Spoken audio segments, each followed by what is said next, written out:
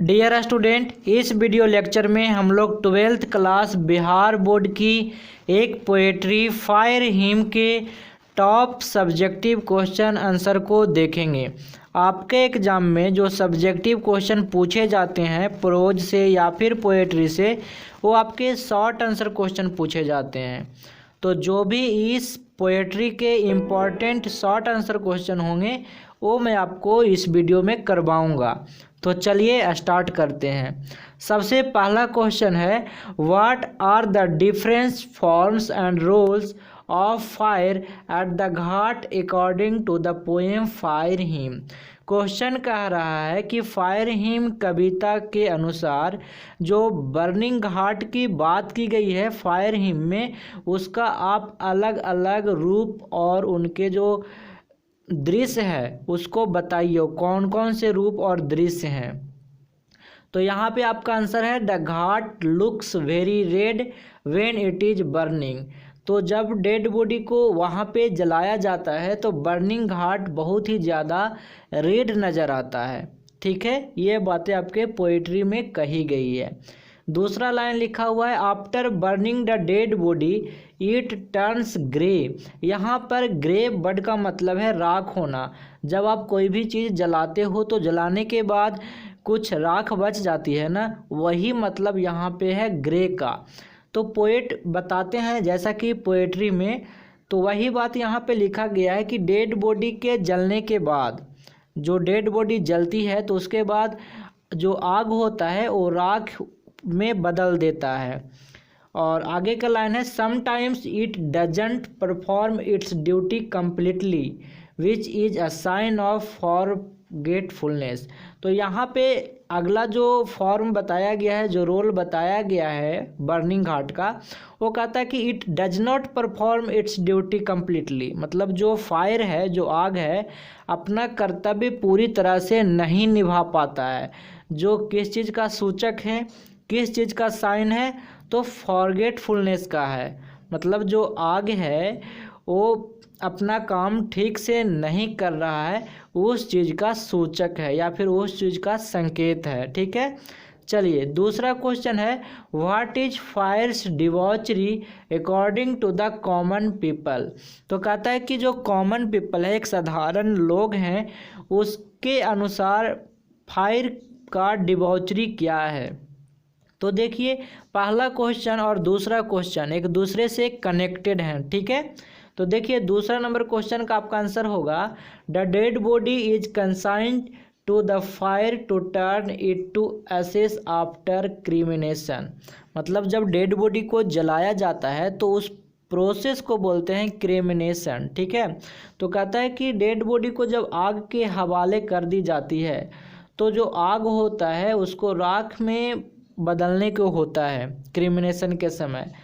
फिर भी however the fire doesn't burn the dead body completely. फिर भी जो आग है डेड बॉडी को पूरी तरह जला नहीं पाता है।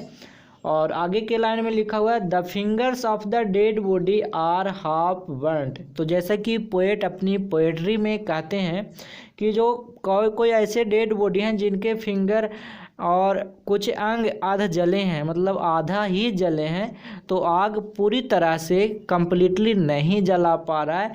यही आग के अनैतिकता का सूचक है। मतलब आग की जो धोखाधड़ी है, जो आग चीटिंग कर रही है, उसका ये सूचक है। तो वही क्वेश्चन पूछ रहा था कि फायर का डिवॉचरी क्या है, तो यही आपका फायर का डिवॉचरी है। ठीक है, चलिए तीसरा नंबर क्वेश्चन है, how did the passer by. यहाँ पे पासर बाई का मतलब है राहगीर। जो रास्ते में लोग चलते हैं उस पर्सन को हम राहगीर बोलते हैं और इंग्लिश में पासर बाई। तो वही चीज़ें यहाँ पे पूछ रहा है कि how did the passer by according to the poem fire hymn get frightened. मतलब जो राहगीर हैं, जो रास्ते में चलने वाले लोग हैं, जब शमशान घाट के बगल से गुजरते हैं तो वो डर जाते हैं, वो भयभीत हो जाते हैं। कैसे? ठीक है, हाउ क्वेश्चन पूछ रहा है। तो इसका आंसर है, the passer by gets frightened to see the funeral ghat. Funeral ghat वही शमशान घाट है। फनरल मतलब होता है दाह संस्कार, आप कहते हो हिंदी में। उसी को फनरल बोला जाता है। ठीक है, तो कहता है फनरल घाट को देखकर जो पथिक हैं, जो राहगीर हैं, वो क्या हो जाते हैं, डर जाते हैं, भयभीत हो जाते हैं। और स्पेशली कब, वो आगे लिखा हुआ है and remains of the dead bodies at moonlight. यहाँ पे आंसर आपका ये कह रहा है कि जब शमशान घाट पे, जब बर्निंग घाट पे डेड बॉडी के जलने के बाद उनके जो रिमेन्स हैं, रिमेन्स का मतलब जो बचे हुए हड्डियों के टुकड़े हैं, कुछ राख हैं, उनको देखकर वो डर जाते हैं। स्पेशली मून लाइट में या फिर चांदनी रात में ऐसा भयानक दृश्य दिखाई पड़ता है जिससे वो राहगीर डर जाते हैं। क्वेश्चन नंबर 4 कहता है where do you think the burning ghat is located.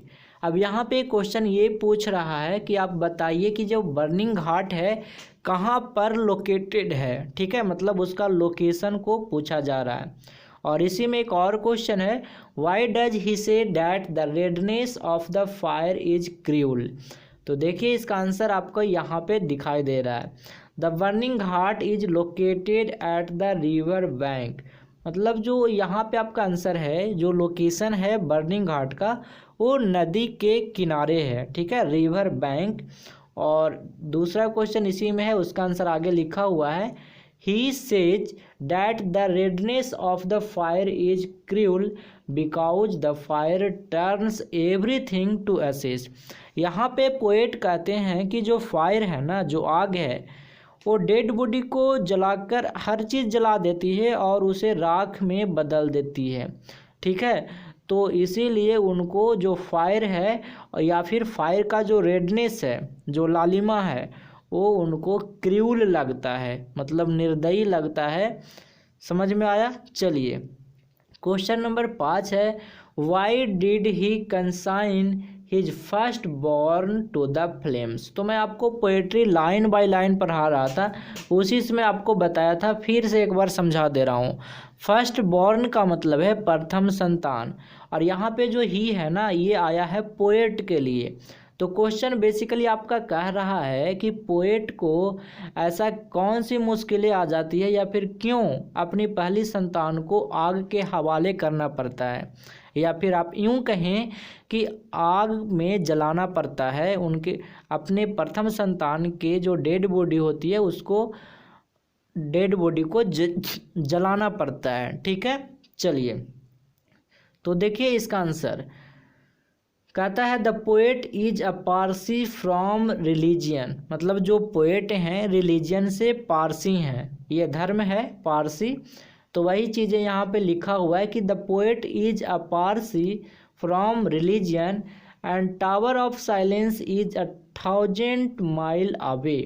यहाँ पे पोएट कहते हैं कि जो होता ये है कि उनकी जो प्रथम संतान है उसको मजबूरी में उनके डेड बॉडी को जलाया जाता है। ऐसा इसलिए क्योंकि जो टावर ऑफ साइलेंस है ना, वो 1000 मील दूर होता है। अच्छा, यहाँ पे टावर ऑफ साइलेंस क्या है?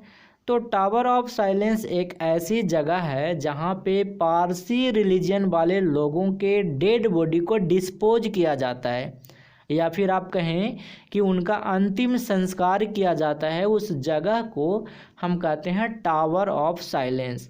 तो वही होता ये है कि जो उनका धर्म पारसी है और उनका जो टावर ऑफ साइलेंस है वो 1000 मील दूर है। इसी वजह से उनको मजबूरी में अपने बच्चे को दूसरे धर्म के हिसाब से उनको आग में जलाना ही पड़ता है। तो वही लाइन आगे लिखा हुआ है he has to consign his first born to the flames. तो ये थे आपके मोस्ट इम्पॉर्टेंट सब्जेक्टिव क्वेश्चन। अगर आप पीडीएफ या ई बुक लेना चाहते हैं या फिर प्रतिदिन क्यूज करना चाहते हैं तो आप बीरबल प्रसाद सर टेलीग्राम चैनल को ज्वाइन करिएगा, और इस चैनल का लिंक वीडियो के डिस्क्रिप्शन बॉक्स में दिया हुआ है। तो आज तक इतना ही। Thanks for watching.